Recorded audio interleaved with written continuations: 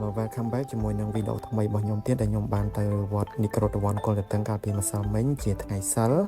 ហើយអ្នកនរនេះចង់ដឹងថាកម្មវិធីវត្តមានអីខ្លះអាចទស្សនាវីដេអូខ្ញុំបានចឹងសូមឆ្លៀតពេលមកប្រមូលពីផលិតផលទឹកថ្នាំរុក្ខជាតិឆាយតិចសម្រាប់បងប្អូនដែលគាត់មានបញ្ហាស្បែកមុខមុនស្នាមប្រហោងខ្មោចនិងជាំដោយសារកម្ដៅថ្ងៃបងប្អូនប្រើអីមិនជាលាបអីមិនត្រូវដាក់អីមិនបាត់ទេកុំភ្លេចជ្រើសរើសប្រើប្រាស់ជាមួយនឹងទឹកថ្នាំរុក្ខជាតិឆាយធានាថាជាពិតស្អាតពិត 100% ប្រើឲ្យมันកើតឡើងវិញទេសំខាន់បងប្អូនចំណាយលុយតិចទៀតចឹងកុំភ្លេចណាប្រើប្រាស់ជាមួយនឹងទឹកថ្នាំរុក្ខជាតិឆាយទាំងអស់គ្នា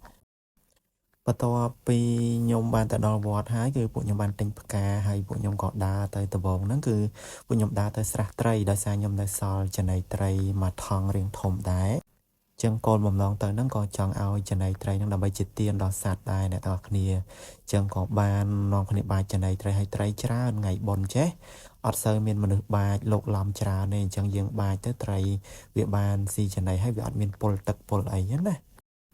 ខ្ញុំជាមួយមិត្តភ័ក្ដិខ្ញុំហ្នឹងក៏ចែកគ្នាបាចចំណីត្រីទៅហើយនៅក្នុងវត្តគល់តឹងបងប្អូនដឹងស្រាប់ហើយត្រីមានច្រើនណាច្រើនខ្លាំងមែនទែនអញ្ចឹងវាជាពិសេសគឺមានត្រីឆ្ពិនត្រីដែងហើយសំខាន់មានដាកមានអីចឹងទៅខ្ញុំពីអ្នកមិត្តភ័ក្ដិខ្ញុំនេះក៏បាចផងអីផងយើងឆ្លៀតថតវីដេអូផងអីផងចឹងណាសំខាន់ថ្ងៃសិលអាទិត្យនេះគឺប៉ះចំថ្ងៃសៅរ៍អញ្ចឹងជាថ្ងៃចុងសប្តាហ៍ដែរមនុស្សតនេច្រើនថ្ងៃហ្នឹងឃើញថាមានមនុស្សទៅវត្តច្រើន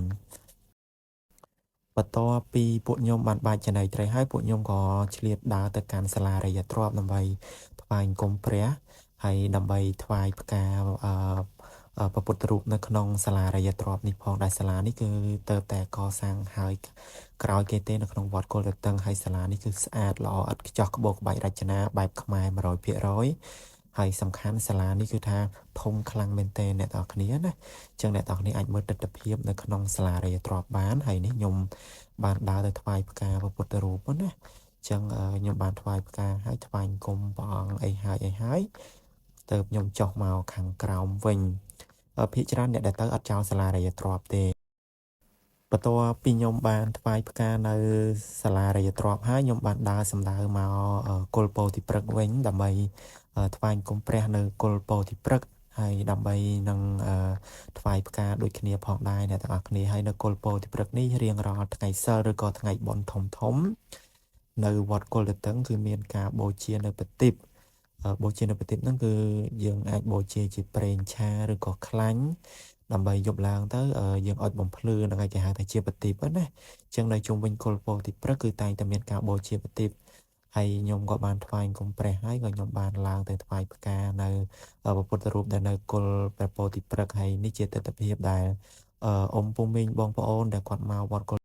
បន្ទាប់ពីបូជានៅគល់ពោធិព្រឹកហើយខ្ញុំបានឡើងមកសក្យមុនីចេតិយដើម្បីថ្វាយផ្កាផងក៏ចូលរួមបច្ច័យដើម្បីទំនុកបង្រង់ផ្នែកផ្សេងនៅក្នុងវត្តចឹងណាអ្នកនរគ្នាហើយក៏បាននមស្ការប្រតនត្រ័យរយៈពេលខ្លីដែរបន្ទាប់ពី